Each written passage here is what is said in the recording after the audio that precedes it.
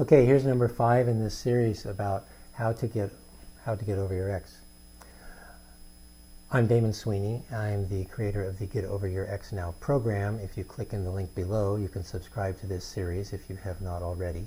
And you can get the free download of the booklet I wrote about Are You Really Over Your Ex, and how to know for sure, and how to find out how much you are over your ex if you're not. And then at the same link that you can subscribe to this series of videos, you'll get an email that will tell you where the next video is. Or you can search them out on YouTube. So, what is the real source of your pain? We talked about how you get stuck in fight, flight, freeze, and so you can't even consider the real source of your pain. Okay? You can't even get there because you're just like frozen.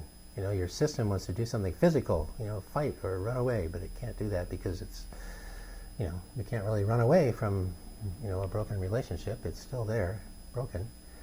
And you can't beat it into submission because it's still there. Now it's even worse. You have police charges. So what is the real source of the pain once you get past that? Assuming you can get past that, which in the program I created, you can get past it. So what's really the problem is a sense of incompleteness. That when you're in connection, close connection with somebody else, your neural networks kind of merge, right? You become one. They say, flesh becomes one. You become one being. And it's literally true. Your neural networks depend on the other, on the response from the other. Your identity gets tied in with being in relationship or being part of the other person's life and having them be part of your life. And it's all sort of one thing, and your sense of self gets moved out into being this one thing, part of this interconnected being with this other person, and this identity of being in relationship, and your whole sense of the future and the possibility and where you're going and what all that means to you and what it means for you to be that person who's in that relationship. And then suddenly it's broken. It's torn apart. So how do you feel? You feel torn apart. You feel broken. And that's because your neural networks literally are torn apart and broken. They don't have the completion. It's like it falls off a cliff every time. Your energy goes up to that point and poof, nothing. Brick wall, or chaos, or a cliff. There's nothing there. So there are a number of parts to that.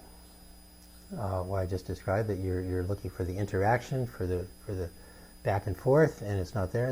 You put it out and nothing comes back. You put it out and it's just emptiness. You put it out and it's just emptiness. And you're waiting for something to come back and fulfill you and be meaningful and nourishing to you, but there's nothing. So you put it out and there's nothing. So that's exhausting and awful, right?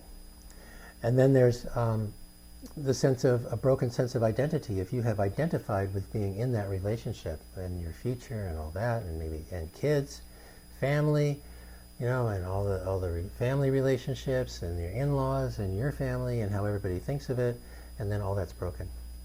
All that's broken. It's all gone away. So it's a sense of identity that's broken. It takes a sense of a real change in your identity to fall into love.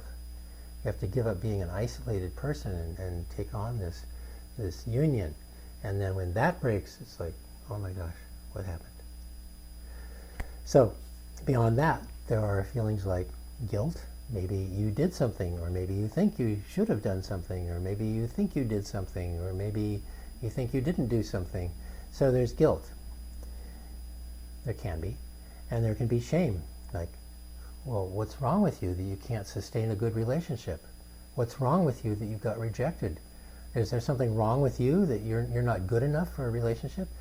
Does it mean that you're unworthy of a relationship? Does it mean that you're unworthy of love? You're unlovable? You're not a good enough person? You don't qualify?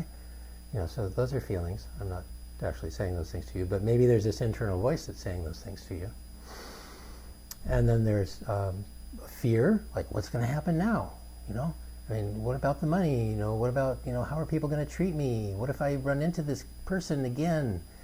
What if I see this guy with his new girlfriend, or, my girlfriend with a new girlfriend, terrible thoughts like that. And then there's just overwhelm, like I can't deal with it all. There's maybe legal stuff going on, financial stuff going on. Maybe you have a lot less money. Maybe you're in a fight. Maybe you're fighting over money or property or kids.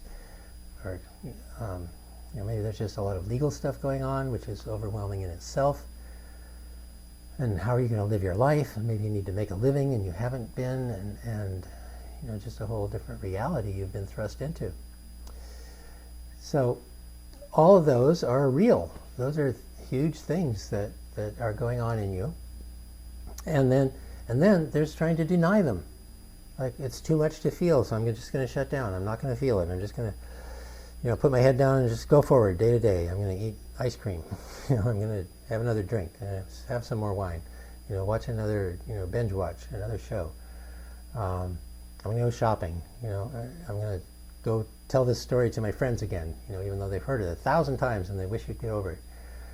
So that's the real source of the pain, is that you have broken neural networks. Okay? You have broken neural networks. They are incomplete. It's the incompleteness of your neural networks that is so painful that it thrust you into fight, flight, and freeze. It pushed you into fight, flight, and freeze because it was too much to deal with, too fast, too sudden, too threatening, life-threatening, threatening to your sense of identity, maybe physically threatening because you don't know where you're going to live and what your income is going to be, and so on. How am I going to live? How are the kids going to live? If you have kids, what's it going to do to them? Your responsibility to them. All that is too much. So you go into fight, flight, and freeze, but the real source of the pain underneath is this incompletion. Okay. So I hope this is making sense to you. You can make comments below the video and tell me how this is landing for you. So in the next video, I'm going to tell you about the breakthrough that really makes it possible to change all this. This is like incredible. This is like, I can't even tell you how good this is. So this is the scientific breakthrough that allows you to free yourself from all these patterns, how to heal the neural networks of distress. Okay, next time. Sign up if you haven't signed up. Click the link below so you can get this whole series. All right? I'll see you next time.